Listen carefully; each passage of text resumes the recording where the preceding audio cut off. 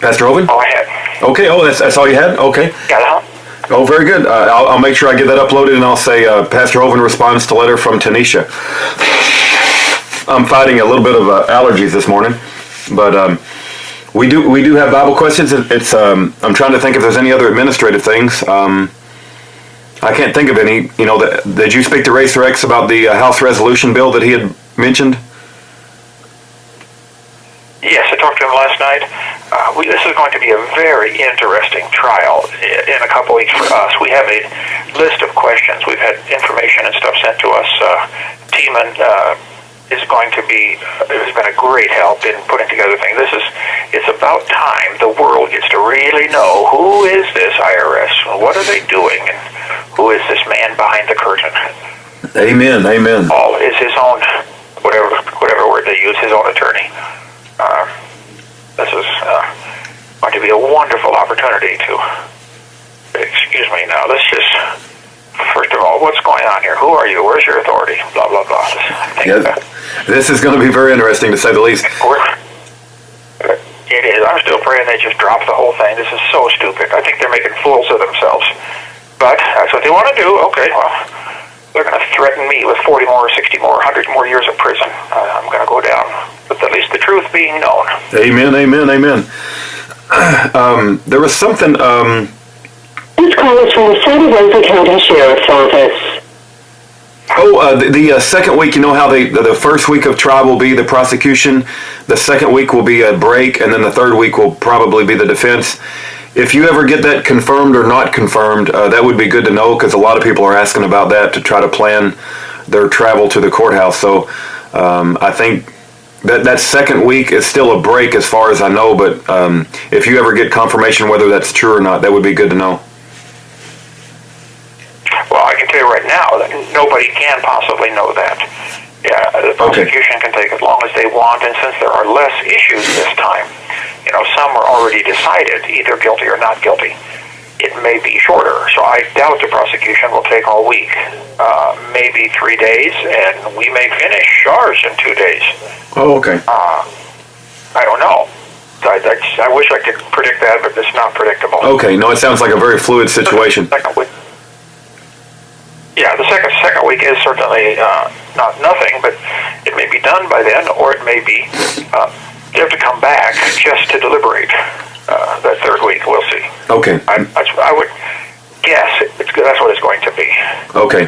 If it comes out where we're done Friday night late, the judge may hold them over and say, "I want you to stay here till midnight." They do that just to psychological effect, because they're more likely to get a guilty verdict if the jury's in a hurry to go home. Right.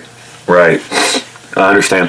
Interesting. The different things they do for jury selection. I mean, they're masters at making sure they get a jury that's probably going to convict rather than probably going to acquit. Yes. The questions they narrow the jury pool down, and their conviction is much more important to them than truth. Why they call it the Justice Department blows my mind. There's nothing just about it. Yeah, I saw that firsthand in the first trial. But Paul said that he was going to be able to participate in contributing to the questions that will be asked of the jury members. So that will be good, that he'll be able to contribute to the questions. And also the motions in limine that were put forth in the first trial in March. I'm not sure that those will carry over to the second trial. I think that was discussed. But if those motions in limine do not carry over, that kind of opens the door to talk about a lot of the corruption and the policy changes of the IRS and the apologies issued by the IRS regarding the structuring laws and things like that. So I guess we'll have to wait and see. Well, yeah, I think they'll probably re-enter those, ask for those same motions in limine. And of course, with the jury, you start off at 50, and by the time the judge is done answering her questions, she's already narrowed it down to, say, 25 or 30. So she really gets the first cut. Just like, what happened to this jury of my peers? You know, peers, people who know me, people of my same station in life. Right. If it was all Christian small business owners. Right. And people who've known me for 30 years, it's a no-brainer. That's the last thing they want, is a jury of my peers. Are you kidding? I would be found It's sad that you have to use the words found innocent. You're supposed to be presumed innocent until proven guilty.